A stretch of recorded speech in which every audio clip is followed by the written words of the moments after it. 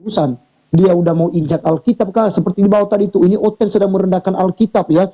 Si logika itu kan injak-injak Alkitab waktu itu. Saya secara pribadi nggak marah teman-teman. Ya, yang muslim-muslim yang nonton di bawah ini, ya, yang tepi-tepingan, saya secara pribadi, videonya itu udah viral.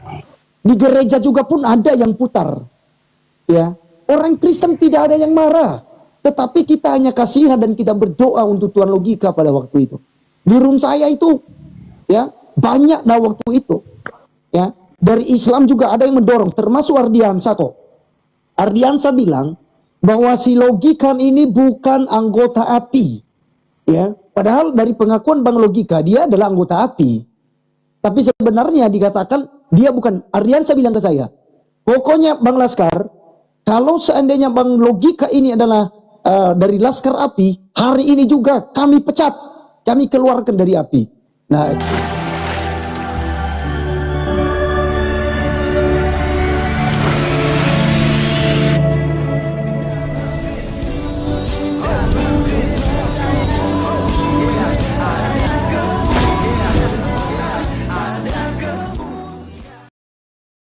Bismil Abi Walibni wal Ruhil Kudus Ilahu Wahid. Salam Elechem Bisem Yesua Hamasiah. Salam sejahtera di dalam nama Tuhan Yesus Kristus untuk kita semua.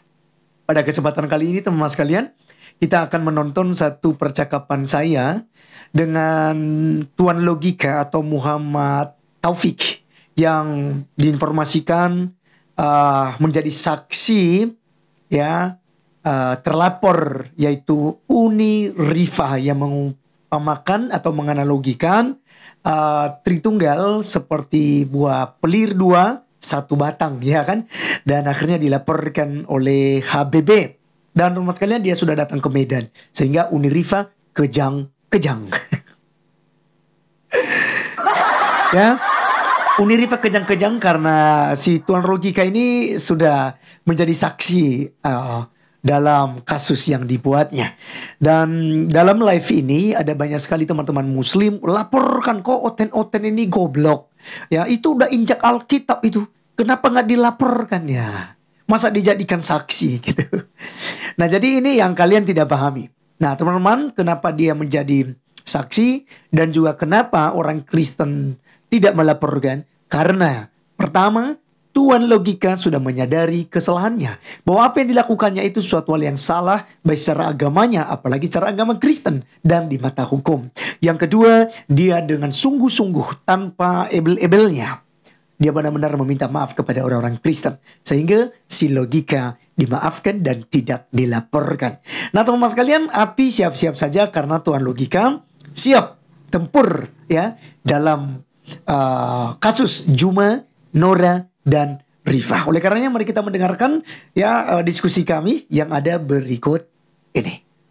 Nah, saya bilang itu urusan kalian. Lalu dia bilang, ya orang Kristen jangan tinggal diam dong, dilaporin gitu. Saya bilang, kami diajarkan dalam Roma pasal 12 ayat 17. Kamu jangan menuntut pembalasan, sebab pembalasan itu adalah hak Tuhan. Iya kan? Janganlah kamu kalah terhadap kejahatan, tetapi kalahkanlah kejahatan dengan kebaikan. Jika seterumu lapar, berilah ia makan. Jika ia haus, berilah ia minum.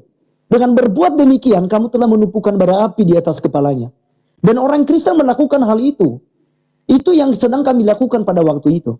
Nah, terkait tentang injak-injak Alkitab. Teman-teman muslim yang lain. Kami tidak mentuhankan itu kitab yang sudah dibukukan. Ya, kami sama sekali tidak tersinggung ketika mau dibakar, mau diapakan, silakan gitu. Karena itu hanya sekedar buku. Bukan berarti firman, ya, firman Tuhan yang ada di dalamnya itu ikut diinjak-injak, ya, ikut disobek-sobek, dibakar dan lain sebagainya. Tidak sama sekali, iya kan? Itu hanya sebatas buku. Makanya kekristenan tidak tersinggung gitu. Ya, saya tidak tahu dengan teman-teman, ya kan, seperti Ibu Sofiatul kan membalas Tuan Logika itu, ya. Dia balas, sama juga dia lakukan, tapi dia bukan di Indonesia, iya kan? Ya, jadi ya, tanggapan kan berbeda tuh. Dari teman-teman muslim kan marah. Seandainya Ibu Sofi waktu itu di Indonesia sudah ditangkap, ya silakan dengan cara kalian. Tapi cara kekristenan tidaklah demikian, bro. Kami tetap melepaskan namanya pengampunan. Itu. Jadi terkait teman-teman tadi ada bilang itu Laskar Kristus ini nggak ada otak nih, si logika itu ada injak-injak Alkitabnya gitu, rendahkan Alkitabnya lain sebagainya. Saya sama sekali tidak marah loh, ya. Dan kalau kita tanya dengan tuan logika sekarang, apa sih keuntungannya setelah sudah injak itu? Justru dia menyesal loh. Dia menyesal dia sudah menginjak itu sebabnya dia minta maaf. Gitu. Ya. Dan kalaupun permohonan maafnya tidak tulus, itu urusan dia dengan Tuhan. Kami nggak kemudian sewot, apalagi dengan perkataan tadi ya, dengan apa yang disampaikan. Ya sekalipun saya sudah minta maaf, tapi jika memang dilaporkan, hukum tetap berjalan, tidak apa. Ya bagi kami nggak perlu, gitu.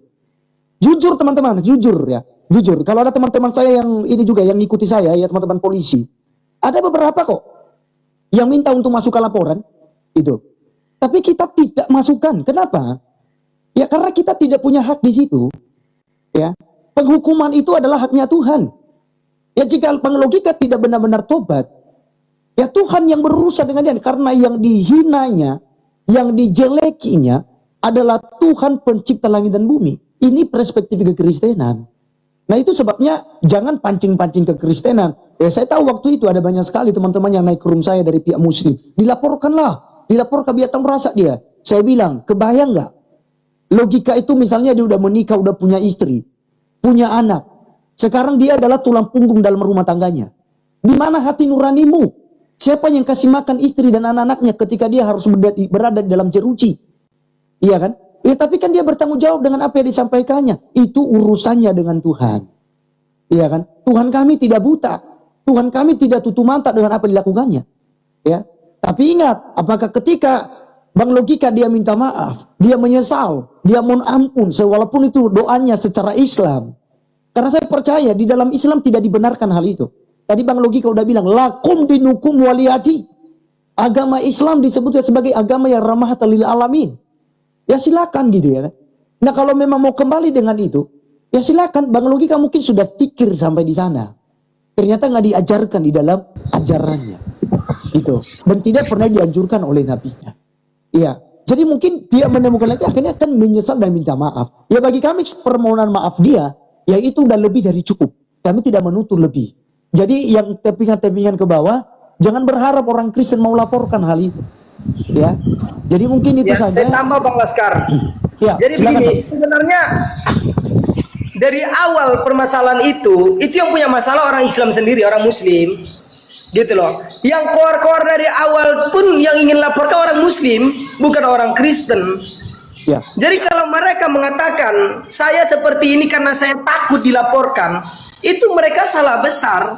Dari awal sampai sekarang itu nggak ada loh keluar-keluar orang Kristen mau laporkan saya. Kalaupun mungkin ada, ya cuma 1-2 itu nggak jadi masalah bagi saya, nggak inilah. Tetapi kalau abang lihat dulu, bahkan si Juma sendiri mengatakan, saya perintahkan kepada jajaran Kapolri, nih, ya kan, tangkap orang ini. Itu yang nyuruh nangkap siapa? Kalau saya mau cari posisi aman, cukup saya tidak usah seperti ini. Tapi kan saya punya pendirian. Saya semakin ditantang orangnya, Bang. Itu saya semakin tertantang. Pantang loh orang nantang saya, sumpah. Dia jual itu haram bagi gua nggak beli, Bang. Siapapun dia, apapun pangkat jabatannya. Karena bagi saya itu ada harga diri yang lebih mahal daripada hanya sekedar ucapan. Dan di sini juga aku mau buktikan gitu loh. Bahwasanya tim api itu pengecut. Cuma bisa keluar-keluar ngap doang. Tuh, dengar aja. Tim api itu pengecut. Orang-orang di dalam tuh orang-orang pengecut. Nggak bertanggung jawab, lisannya aja tuh nggak konsisten. Hari ini ngomong laporkan, besok udah. Alasan apa tuh? Alasan nggak masuk akal. Nanti kalau kita laporkan si Logika, anak istrinya kasihan. Apa hubungannya sama lu anak istriku? Gitu loh. Jadi itu kan cuman ini aja, Bang. Sebenarnya mereka tahu. Ini satu ya, nggak percaya silakan.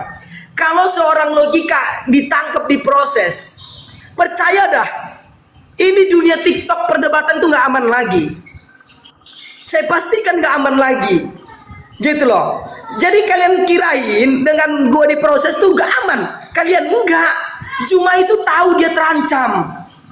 Si Juma tahu itu di otak itu dia tahu dia terancam. Orang-orang debater itu tahu posisi mereka terancam kalau seorang Logika itu kena laporkan. Karena saya bukan orang yang dungu. Mereka ngangkat kasus saya itu sama dengan mereka ngangkat kasus sendiri. Karena saya banyak punya tahu tentang seluk-beluk mereka. Itu mereka juga dalam proses. Maka pernah saya tawarkan, ada nggak yang berani kita masuk penjara rame-rame? Ada nggak? Kalau bagi saya masuk penjara itu bukan rugi, untung. Kenapa untung? Yang pertama saya mendapatkan maaf dari orang Kristen. Yang kedua hidup saya lebih tenang. Berapa lama lah di penjara? Tetapi bagi seorang Juma, bagi seorang Api, itu kalau mereka masuk penjara itu rugi. Ruginya banyak. Udah rugi masalah materi, rugi masalah hidup, buruk dan jelek pula nama mereka jadinya. Betul nggak? Betul.